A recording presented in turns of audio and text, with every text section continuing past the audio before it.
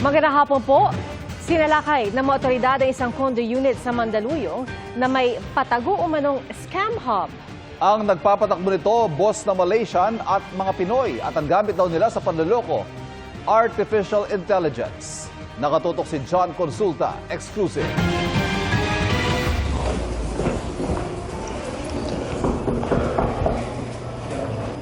Opo.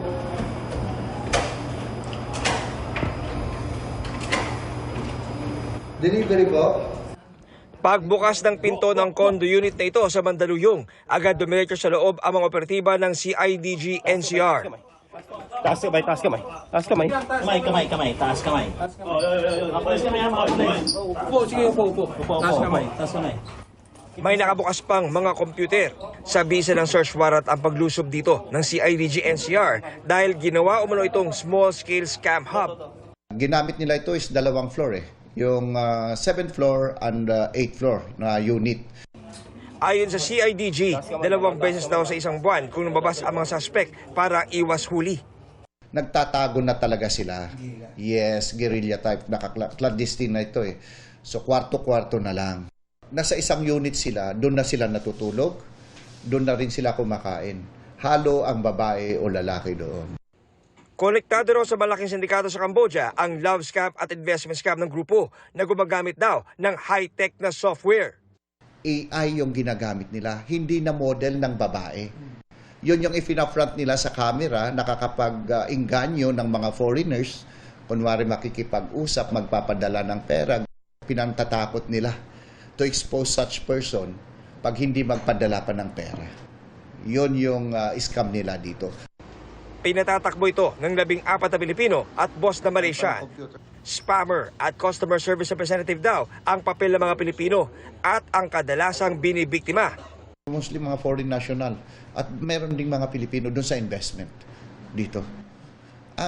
Magagaling magagaling silang maghanap ng biktima. Yung mga foreign nationals pagka nakakita ng mga pictures, mga ganito, naiinganyo sila. Even Filipinos. Sasend po namin yung picture ng model para po maniwala si client na totoong babae po kami. Kung nakuha na po namin lahat ng identity ni client po, ibibigay na po namin sa CSR po. Pag napasa na po sa akin ng scammer yung potential victim po sir, meron po kaming 3 days para kuhanin yung loob niya para alam po namin kung capable po siya mag-invest po sa fake platform na ginagamit namin. Naharap sa reklamang paglabag sa Cybercrime Prevention Act ang mga suspect. Sinusubukan pa namin makuna ng pahayag ang inarestong Malaysian na nakatakdang ilipat sa immigration lalo't na-discovering pasuna ang kanyang travel documents. Para sa GMA Integrated News, John Consulta, nakatutok 24 oras. Nakalabas na ng Philippine Area of Responsibility ang bagyong Opong pero nag-iwan po ito ng matitinding pinsala sa iba't ibang lalawigan.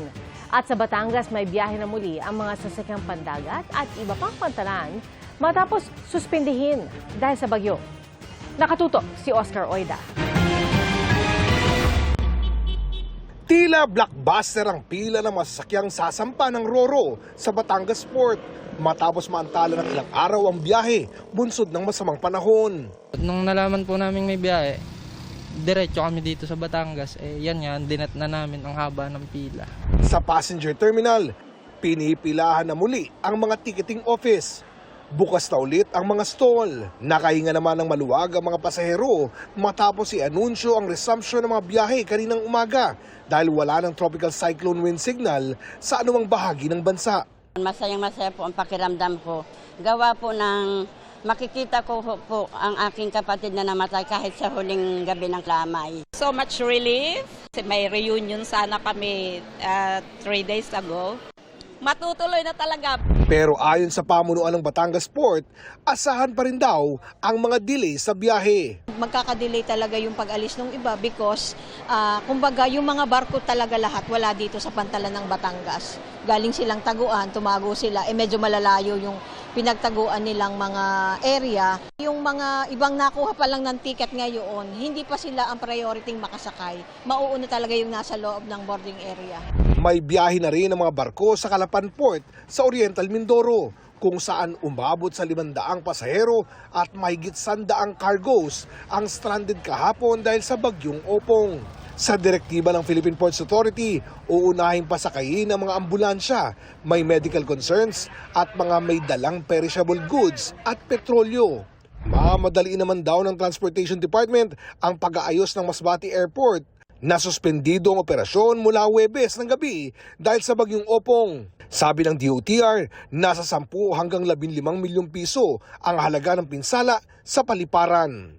Para sa GMA Integrated News, Oscar Oida, nakatutok, 24 oras. Walong iniwang patay ng pananalasa ng bagyong Opong sa Biliran. Naminsala rin ang bagyo sa iba pang lugar sa Eastern Visayas. Nakatutok si Femari Dumabok ng GMA Regional TV. Matindi ang iniwang pinsala ng bagyong Opong sa Biliran. Ayon sa gobernador, 8 ang kinitil ng bagyo sa lalawigan. 1 sa bayan ng Kaibiran, 4 sa Kawayan dahil sa flash flood, at 3 sa isla ng Maripipi dahil sa daluyong. Based on the information is that nasa evacuation center na po sila, pero bumalik sila sa bahay nila sa may Maripipi. So that caused yun yung nagka-storm surge nung gabi, kaya sila naging casualties. May 2 pang nawawala sa bayan ng Kulaba at isla ng Maripipi. 2 tulay rin ang nasira. Ang isa ay di pa madaanan. Ang isa naman, limitado lang sa mga motorsiklo. Pahirapan din ang pagdaan sa mga kalsadang naharangan ng malalaking bato at lupang dala ng baha. Aabot din sa 30 bahay ang nasira. Marami ring paaralan ang binaha. Pinasok yung mga silid-aralan natin, lahat, hanggang tuhod po yung tubig eh. Tapos after humupa na yung baha, yung naiwan na lang yung putik. Lagpas 2,000 pamilya o mahigit 7,000 individual ang lumika sa 78 evacuation center sa Biliran. Patuloy ang clearing, rescue and retrieval operation at pagrarasyon ng tubig sa mga apektado. Lagpas tuhod na baha ang idinulot din ng bagyong Opong sa ilang lugar sa Ormoc City, Leyte. Sa Northern Samar naman, naghatid ng relief goods at nangumusta si Northern Samar Governor Haris Ontiuan sa mga binagyo sa isla ng San Vicente. Patuloy rin ang pagsasaayos sa mga linya ng kuryente sa ilang lugar sa Samar Island at Biliran. Para sa GMA Regional TV at GMA Integrated News, Femari Dumabok, nakatutok 24 oras.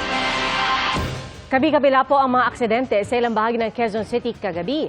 Sa Commonwealth Avenue, sugatan ang isang rider matapos itong sumalpok sa sinusundang 10-wheeler. Ayon sa rider na papasok na sa kanyang trabaho, bigla na lang daw huminto ang truck noon. Depensa ng truck driver, may nag-cut umanong AUV sa kanyang harapan, kaya siya napahinto.